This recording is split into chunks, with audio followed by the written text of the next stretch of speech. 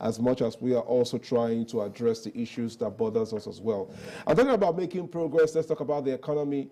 As Nigerians continue to battle the new cash withdrawal limit set by the Central Bank of Nigeria, a group under the aegis of the point-of-sale POS operators in Nigeria have unanimously kicked against a cashless policy. The POS operators, in a petition written under the aegis of Association of Mobile Money and Bank Agents in Nigeria to President Muhammadu Buhari and the National Assembly, called for the suspension of the policy to save 1.4 million bank agents from losing their means of livelihood. Interesting there. But let's look at the issues, gentlemen. We saw reports of that. The petitioners go to the National Assembly requesting for suspension or a cancellation of that policy. But let me bring you Adewale Adeoye. Let's start with what exactly are the contentious issues about the CBN new monetary policy by the CBN? There is no policy that is totally bad, and there's no policy that is extremely good without any, bad aspect. And of course, it's also a question of interest. If there is a policy, I want to look at how it affects me as a person or how it affects my own group. I think the philosophy behind the idea of, bringing a cashless society is that you want to track funds, movement of funds, especially illicit funds. Then you also want to ensure that there's a kind of fiscal discipline, in the system, so that you know how much, people are withdrawing, what is going from one place to the other. And I think it's part of the responsibility of the CBN to ensure, issue legal tender, and also ensure fiscal discipline in the economy. However, this policy, I've tried to look at the global standard. I discovered that there's really no cashless society in the strict sense of it. There is no country where people don't still use cash. What we are talking about is, countries that are near cashless society. And of course, you have to take into consideration the cultural milieu in every society. The infrastructure. For instance, sometimes you want to transfer money for a whole day from one bank to the other. No network. You go to ATM, you are in a desperate situation. You want to withdraw 20,000 naira. You see a long queue, you can't get your money. It's your own money. You get to the hospital and you want to pay in a rural area. In a case of emergency, let's say somebody is ill, you must deposit money, 50,000 naira for operation. Then the hospital has no POS. Or there's a POS, you want to use the system, it's not working. And somebody is dying. So I look at the US. You can withdraw between $300 to $1,000 a day. In UK, you can withdraw £300 to £1,000 a day.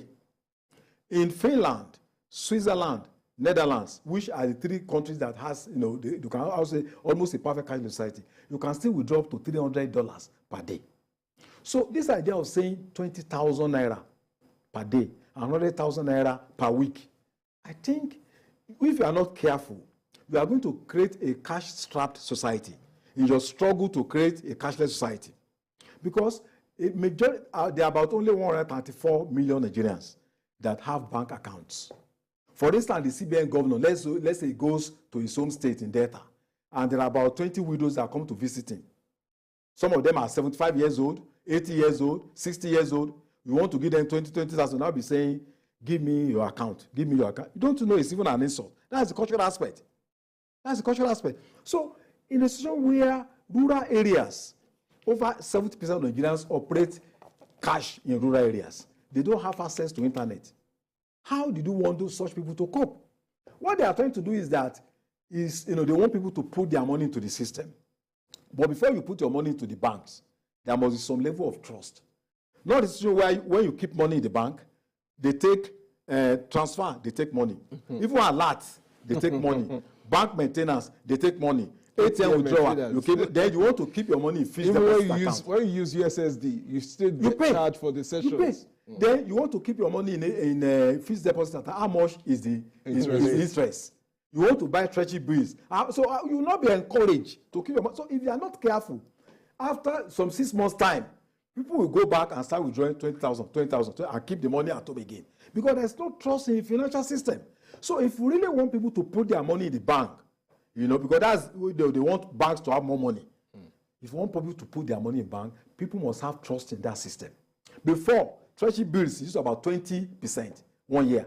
I mean, yes, treasury bill about 20%. So I'm encouraged to put down my money. Then what is the CBN doing about idle funds? In UK, if you keep about 2 billion, they will call you after 6 months. Why are you keeping this money here? Go and invest the money. But here, people, the idle funds, they are there. Nobody is talking about just talking in the banks. But it's helping the banks with their balance sheets. Yeah. And let me tell you, if a governor or senator needs 2 million naira cash, the bank manager knows how to get it. So it's this policy more targeted at the common. I'm telling you, it's going to affect the common man more. We'll get into the issues that is raised by the Association of Mobile Money and Bank Agents. But Dari, let's look at the issues. First and foremost, looking at the policies, the highlights of that policies by the CBN: 100,000 naira limit per week for individual accounts, 500,000 naira limit for corporate accounts, POS transactions are limited to 20,000 naira a day, and the ATMs will be limited to just lesser notes. 200 naira will be the maximum note. So no 1,000 naira, no 500 naira on the ATM machines and all that. But of course, we've looked at the issues that could fight against this system: service downtime, the lack of financial literacy. Is the CBN, we all understand the fact that the CBN is trying in its own capacity to ensure that the economic issues, they try to bring it under control. But is the CBN doing too much or doing something that would inevitably hurt the economy on the long run? Well, for me, the CBN is doing great, doing well. It's trying to curb a serious problem. But I would say that the CBN should be people oriented, should be conscious of the people in its approaches. Beyond the POS operators who have gone to National Assembly, I may also want to inform that governors across the country have rejected the policy too. And they have decided that they're going to have to meet Mr. President to discuss this, because in their opinion, it is going to hurt the people. So we have two extremes. The POS operators, Association of Money, Mobile Money, whatever, to me represents the very grassroots. The governors represent on the very top. So if this policy has been rejected at both ends, you should tell Mr. CBN governor. I still read him yesterday saying Mr. President said it should carry on. Yes, Mr. President can tell you to carry on because you have been able to convince him about the perfectness of the policy.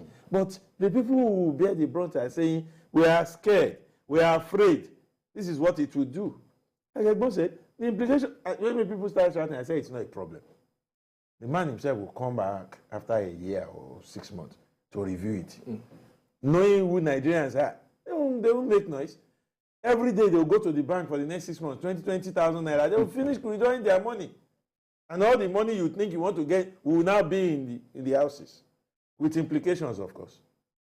Now, you see, what I think we should do as a nation is learn to crawl before we start running.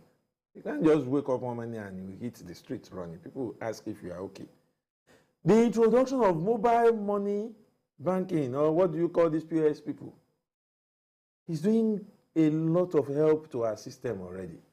The banks are less crowded. But we've come with a policy that will now ground this process. Apart from the banks being less grounded, money is easily available to those who need it in the ruralities. Aside that's that, financial inclusion. Aside that, my brother, employment for idle hands. I know somebody, he works in a bank here in Lagos. He worked in a bank here in Lagos. And he was retrenched. 2 years he was at home. But today, he's an employer of labor. He has employed not less than about 20 POS operators. And he has relocated to our hometown in Oderemo. That's where he operates from. He has the whole of Ode, Ishara, Ikperu. He has networks of these operators working for him, taking banking to the people. And I want to tell you, there is no commercial bank in Oderemo, in Ikpara, in Ishara, in Orileoko, in Akaka, I can list 9 communities, 9 towns, not communities, big towns. 3 of them hosting local government headquarters without a single bank. The closest bank is at Ikperu, Wema Bank, at Baba Jebu Junction there. If you have to come from Ipara, Oriloko, Ishara, Oderemo, Iraye, Ekposho, to come to Ikperu to bank, barring traffic, that's about 40 minutes drive. But he has taken banking to them, he has employed people, and he has his own life back on track as a result of a policy by the central bank that helped provided solution to a lot of problems. Now, the same central bank is coming with another policy that will ground the POS operations. And the implication is take banking away from the people again, crowd the banks. Because if you want to do more than 20,000 naira, you have to go to the bank. You crowd the bank, you take banking away from the people, you throw people out of jobs. Because their profit margin will be greatly affected. And then a lot of them will see it's no longer worth it and they walk away and back into crime. Then we are going to increase crime rate. How? More monies will be. If I have 1 million today, I can take it to the bank immediately.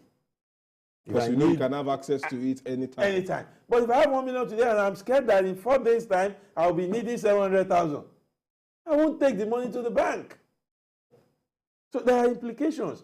While the idea of mopping up fund will help our naira, especially this idea of low denominations being, I'm so much in love with it. Because I can, sometimes you go to the ATM and all it brings out is 1,000 and somebody is standing beside you begging you and you don't have change. You have to part with 1,000 naira. But if I know that when I go to the ATM, it is 200, in fact, by the time I pack 20 to 200s for you, it will be appreciated. So we must, in a way, ensure that we don't bring in policies that will destroy the gains of previous policies. I believe that the CBN governor and his team still needs to, and that's why I'm happy that it is not, you see, unlike past issues, it is not only the poor that are crying. It is not only the rich that are complaining. It is all of us are scared that this may not give us what we want. All right, Dari, let's wrap up with this as we hit the home stretch of the show. What amendment would you want to the reforms? We've highlighted the big points there. We've highlighted where we do not agree with the CBN governor. But what amendments would you want to see to the reforms? We all agree that perhaps the reforms are needed to help the naira gain some strength. But what are the other reforms that you want to be put in place? Okay, this one shouldn't go, but we can actually work with this. The cosmetic approach to, if a house is defective and it's the foundation, if you keep on buying new curtains and repainting the house, it's not going to resolve the problem. The financial system, we need to address its foundation. The banks that are declaring profit all the time, they must be compelled to invest in production. They must be compelled to invest in agriculture. The CBN must give initiative support to small-scale industries so that we can increase our capacity to produce most of the things that we consume. That's not being done. Then again, the CBN needs to ensure that collaborators, people that steal public funds, no government official can steal public funds without collaboration of bankers. We say withdrawal should be 500,000 naira per day. Are people still not stealing billions? Do they steal it by cash? They do also through transfer. Some are keeping their public funds in safe havens, in islands all over the world. So the corrupt elements, in the financial sector, the CBN must do something about them. You see a lot of people that they hack their accounts. The banks are not punished. Nothing happens to them. A lot of people are complaining. They hack their account. They take their money. You go and complain. Nothing happens. So the CBN must sanitize the banking system so that people will have confidence to put their money and be sure that funds will be kept in stock for them. Absolutely. And I think that's a good way to leave it. Dari, you want to add one or two things? I perfectly agree with everything you said. And the truth, the only thing to add is that the CBN must know that beyond saving the naira and preventing corruption, We also need to save the lives of Nigerians, save their jobs, save their futures, and save their investment. Because if I am a small-scale investor and I need an average of 100,000 naira cash every day to keep my business running, if you limit it to 20,000 naira, you are ruining my business. Absolutely. So, and that should come into consideration. And how do you pay for somebody bringing raw materials? Will you say? Well, that's it, the home stretch on the show today, and talk some politics. And this is from